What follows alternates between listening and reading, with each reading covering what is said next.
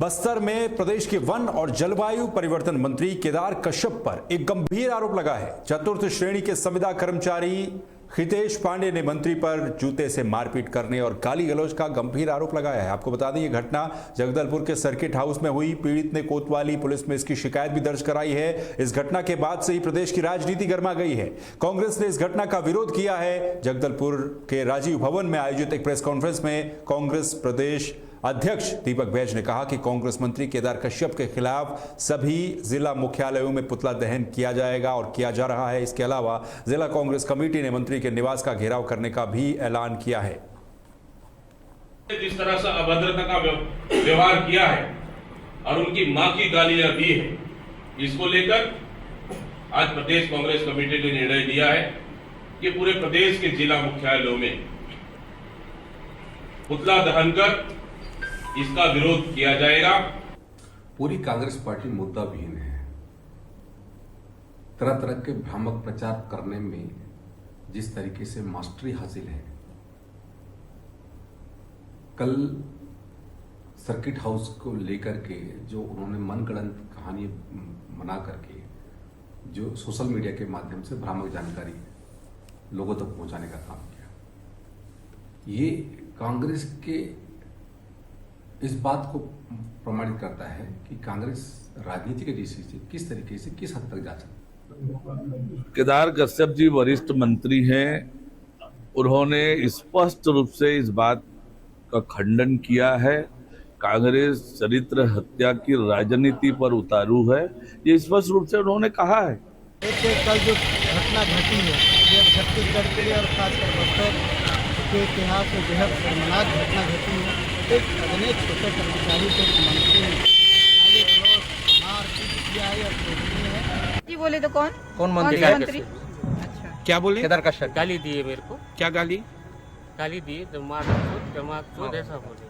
हाँ।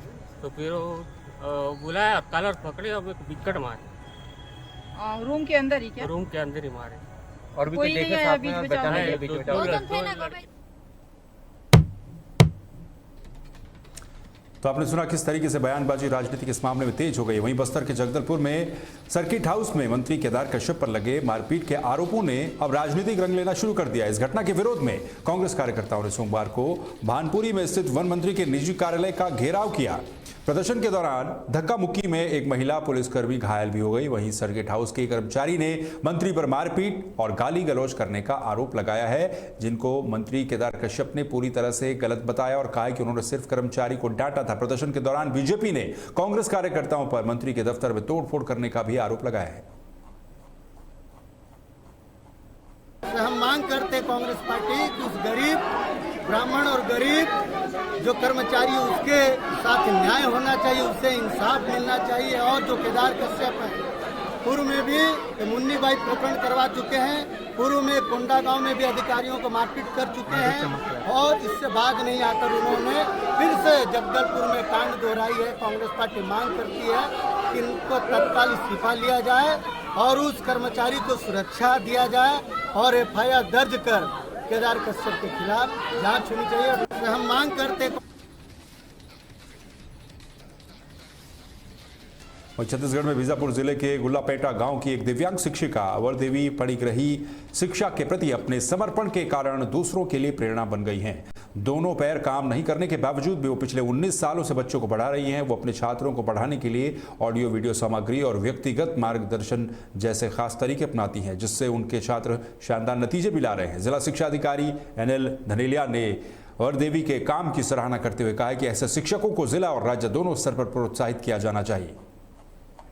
मेरा नाम श्रीमती वरदेवी पानीग्रही है। मैं 2006 से मेरा पोस्टिंग हुआ है। मैं पहले डंडा के सहारे से चलती थी तो मुझको कोई तकलीफ नहीं था, खड़े होकर पढ़ा लेती थी, बच्चों के बीच में बैठकर नीचे बैठकर पढ़ाती थी। अब जब से मेरे बच्चे हो गए तब से कमजोरी बढ़ता गया शरीर में, तो अभी थोड़ा दिक्कत जाता है पढ़ाने में, चलने में तकलीफ है ना, इसलिए दिक्कत जाता है। अच्छा लगता है, बच्चों के साथ समय गुजर जाता है तो अच्छा लगता है। बच्चे सीखते हैं, कुछ उनसे मिलता है, कुछ हमसे मिलता है, बहुत अच्छा। बच्चे को कोई तकलीफ नहीं होती है, कॉपियों में स्लेट में लिख कर के बताते हैं तो बच्चे अच्छे से सीख पाते हैं और बच्चों के साथ ऐसा नहीं होता है कि वो बच्चे हैं हम टीचर हैं, ऐसे नहीं। बच्चों के साथ एकदम घुले मिले से रहते हैं, बच्चे साथ में बैठते हैं, साथ में रहते हैं। हाँ, तो हमारे स्कूल में एक ही HM मैडम है, वर्देवी पानीग्राही। तो क्योंकि वो चल नहीं पाती तो व्हील चेयर का सहारा लेकर पढ़ाती हैं। हाँ जी, तो मैडम को अगर दूसरे क्लास में जाना रहता है तो हम लोग के सहायता से उनको दूसरी क्लास में लेकर जाते हैं। बहुत सारे TLM वगैरह है जिसके माध्यम से मैडम उनको पढ़ाती है। जी हाँ, बीजापुर जिले के विकासखंड भोपालपट्टनम के गुलापेंटा प्राथमिक शाला में वरदेवी नाम के HM प्रधान पाठिका है जो दिव्यांग है।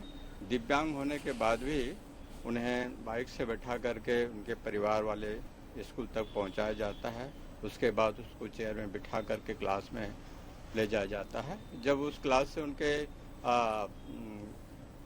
पीरियड ख़त्म हो जाता है तो पुनः उसको उठा करके दूसरे क्लास में और बड़े लगन से उनके द्वारा बच्चों को अध्यापन कार्य। वहीं बलरामपुर जिले के लुती डैम में हुए दर्दनाक हादसे में 6 लोगों की मौत और एक बच्चे के लापता होने के बाद पीड़ित परिवारों के लिए मुआवजे और सहायता की मांग को लेकर लोगों ने राष्ट्रीय राजमार्ग 343 पर चक्का जाम कर विरोध प्रदर्शन किया। करीब 1 घंटे तक चले प्रदर्शन के बाद पुलिस और जिला प्रशासन की टीम ने प्रदर्शनकारियों को समझाकर शांत कराया। सबको मांग है कि लुतिया बांध का जो टूटा हुआ है उसमें मृतक परिजन के लोगों को 50 लाख मुआवजा दिया जाए और उनके घर के सदस्यों को एक नौकरी दिया जाए और जिन लोगों का घर क्षति हुआ है उनका प्रशासन कल से 3 दिन के अंदर में धरातल में काम प्रारंभ कर। लुती डैम हम लोगों ने अभी गया, बांध देखा, पीड़ित परिवार के लोगों से मिला। निश्चित रूप से ये सिंचाई विभाग का पूर्ण लापरवाही के कारण ये घटना घटित हुई। ये प्रकृति आपदा इसको न मान करके इसको विभागीय लापरवाही माना जाए। मेरा मांग है कि शासन तत्काल सिंचाई विभाग के ESDO को निलंबित करे। देखिए, लुती बांध में जो ये घटना हुई है उसके संबंध में यहाँ पे एक विरोध प्रदर्शन हो रहा था और उनके द्वारा ज्ञापन प्रस्तुत किया गया है। ज्ञापन हमने रिसीव कर लिया है और इस संबंध में हम जो भी कार्रवाई बन पड़ सकती है उस पर करेंगे। सबको खबर मध्य प्रदेश के खरगोन जिले से है, जहां मनावर गांव में एक पुलिया न होने की वजह से हर बरसात में ग्रामीणों की जिंदगी खतरे में पड़ जाती है। यहां के लोग हर दिन इसी समस्या से जूझ रहे हैं, हर दिन इसी तरह से पानी से होकर निकलने को मजबूर है, जो आप तस्वीरों में भी देख सकते हैं। बरसात के दिनों में हालात और भी ज़्यादा खराब हो जाते हैं। नदी में पानी का बहाव तेज होने पर बच्चों को स्कूल जाने में काफ़ी दिक्कतें होती हैं और कई बार बाढ़ आने पर स्कूल बंद करने पड़ते हैं। यहाँ तक कि अंतिम संस्कार के लिए भी शव को नदी के रास्ते ही ले जाना पड़ता है, जिससे जान का खतरा हमेशा ही बना रहता है।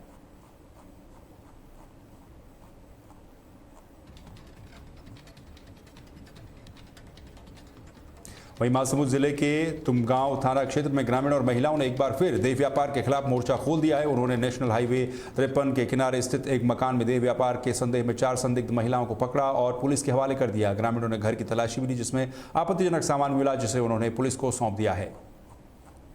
का हुई से आज यहाँ हमन निंदेला हंसा बेकर अन्ना त महिला मन ह सब अंदर जात रही से निकलत रही से आदमी पुरुष त देखेन त हमन काम करत रहेन त एकर आँख हम मन ह सहयोग करत।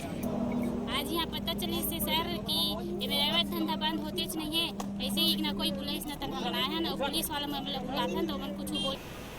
घटनाक्रम अभी तत्काल की जिसमें तुमगांव क्षेत्र अंतर्गत कुछ महिलाओं ने कुछ बाहरी महिलाओं को पकड़ा है और जिसपे उनके द्वारा शंका व्यक्त की गई है कि ये संदिग्ध गतिविधियाँ जो हैं और अन्य जो व्यापार हैं उसमें शामिल हैं। तो जिस पर पुलिस को उन लोगों ने पुलिस को उसको संबोधित किया है उनको और प्रकरण में वर्तमान में जो महिलाएं हैं उनसे।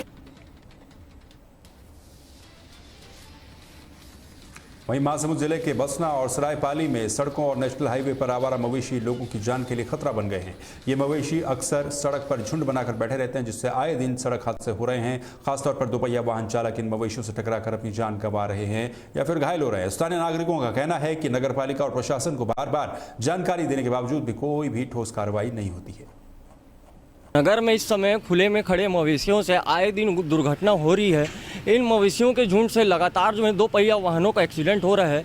आजकल हम इतना ज़्यादा टैक्स, रोड टैक्स हो गया, फिटनेस टैक्स हो गया, टोल टैक्स हो गया, सभी प्रकार का कर दे रहे हैं, लेकिन सरकार के द्वारा इन मवेशियों की कुछ भी उचित व्यवस्था नहीं की जा रही है। खेती की वजह से जितने मवेशी हैं सब रोड में आके बैठ जा रहे हैं। हॉर्न मारने के बावजूद भी, प्रेशर हॉर्न के बावजूद भी ये मवेशी जो है रोड खाली नहीं करते हैं, आए दिन, जिससे जो है यहाँ पर घटना हो रही है। देखिए, मैं रोज़ रायपुर आना जाना रहता है, परचेसिंग के मामले में जाते हैं और विभागीय काम में जाते हैं, ऑफिशियली काम में जाते हैं और अनेकों काम को लेकर रायपुर रोज़ आना जाना होता है। लेकिन आपको बताना चाह रहा हूँ, मैं आए दिन कम से कम 2 से 3 मवेशियाँ हमको मृत हालत में देखने को मिलती है। गाय तो गाय एक्सीडेंटल मामला रहता है, गाय से टकरा गई, डिवाइडर से टकरा गए और ऐसा करके बहुत सारा समस्या जो हमको रोड में देखने को मिलता है। और ख़ासकर रात में इतना ज़्यादा समस्या रहता है, काली गाय, काली भैंस रोड में बैठ जाती हैं और जो कि सही समय में नहीं दिखती हैं और नहीं दिखने की वजह से कोई ट्रक हो, चाहे कार हो, चाहे बाइक हो, एक्सीडेंट बराबर बना हुआ है। छत्तीसगढ़ के बालोद जिले में केंद्र सरकार की महत्वाकांक्षी जल जीवन मिशन योजना सवालों के घेरे में है। ठेमा बुजुर्ग गांव में ग्रामीणों को स्वच्छ पेयजल देने का वादा सिर्फ कागजों तक ही सीमित होकर के रह गया है।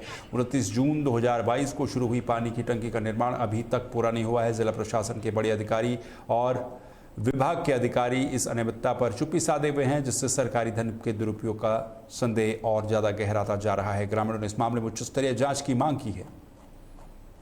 जो चल रहा है उसके बारे में मैं बता देना चाहूँगा कि गांव में मैं देखा हूँ कि बहुत गुणपूर्वक काम नहीं हो रहा है, अच्छे से काम नहीं हो रहा है।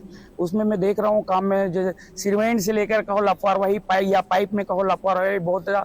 अभी टंकी कई जगह बना हुआ है, उसमें क्रैक आ रहे हैं, अभी से आना चालू हो गया, जबकि 2 साल हुआ है। ठेकेदार जो है जनप्रतिनिधियों को, सरपंचों को, जनप्रतिनिधियों को कहा गया कि आप जो यहाँ भी कार्य करना चाहते हो करिए, मुझे कोई आपत्ति नहीं, हमें निपटने के तैयार होगा कर इस टाइप के मैं जनप्रतिनिधियों के साथ व्यवहार करता है। और जब से ये टंकी बना है पानी वहाँ रुक नहीं पा रहा है, पूरा पानी गिर रहा है और बहुत जल्द। छत्तीसगढ़ में स्वास्थ्य सेवाएं बुरी तरह से प्रभावित हैं, क्योंकि राष्ट्रीय स्वास्थ्य मिशन यानी कि एनएचएम के 16,000 से ज्यादा कर्मचारी अपनी 10 सूत्रीय मांगों को लेकर पिछले 19 दिनों से अनिश्चितकालीन हड़ताल पर हैं। इसी कड़ी में सोमवार को महासमुंद के खरोरा तालाब में कर्मचारियों ने जल सत्याग्रह करते हुए अपनी मांगों को लेकर जमकर नारेबाजी की। कर्मचारियों की मुख्य मांगों में नियमितीकरण, पब्लिक हेल्थ कैडर की स्थापना और कैशलेस स्वास्थ्य बीमा शामिल है।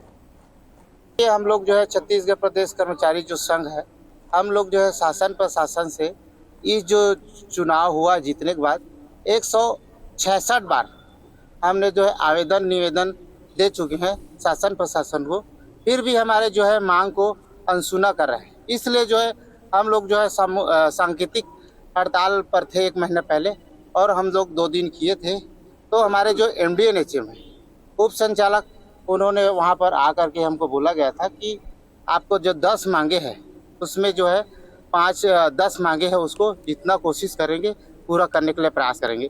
तो उन्होंने जो है 5 मांगे को माननीय स्वास्थ्य मंत्री जो है श्याम बिहारी जायसवाल जी, उन्होंने मीडिया में वायरल कर दिया कि 5 मांगे हैं पूरा कर दी।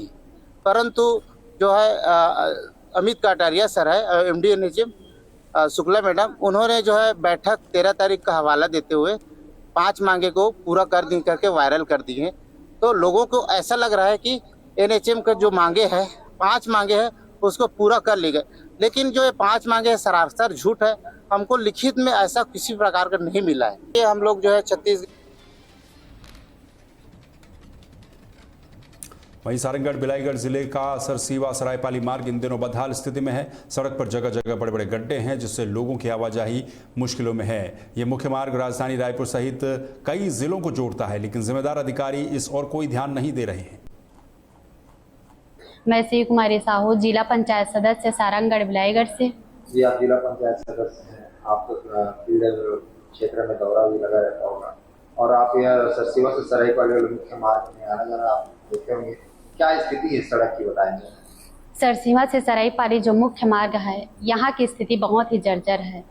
यहाँ आने जाने वाले राहगीर को बहुत ही परेशानी का सामना करना पड़ता है और आए दिन दुर्घटना होता है। रोड की स्थिति तो भैया बहुत खराब है। हम लोग आज कम से कम 4 साल से इसी रोड में चल रहे हैं, लेकिन रोड बहुत ज्यादा खराब है। अपना सरसीवा भटगांव से लेकर के ये सरायपाली तक जो है।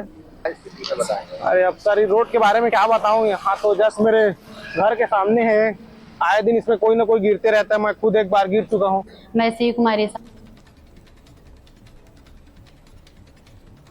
खबर छत्तीसगढ़ के बीजापुर से है, जहां युवा पत्रकार मुकेश चंद्राकर की हत्या के मुख्य आरोपी सुरेश चंद्रकार के खिलाफ प्रशासन ने बड़ी कार्रवाई की है। हत्या के 8 महीने के बाद प्रशासन ने बीजापुर के चट्टानपारा स्थित उस बाड़े को ध्वस्त कर दिया, जहां पर पत्रकार मुकेश की हत्या कर उसके शव को सेप्टिक टैंक में फेंका गया था। सोमवार को राजस्व और नगर पालिका का अमला मौके पर पहुंचा और बाड़े में तोड़फोड़ शुरू कर दी।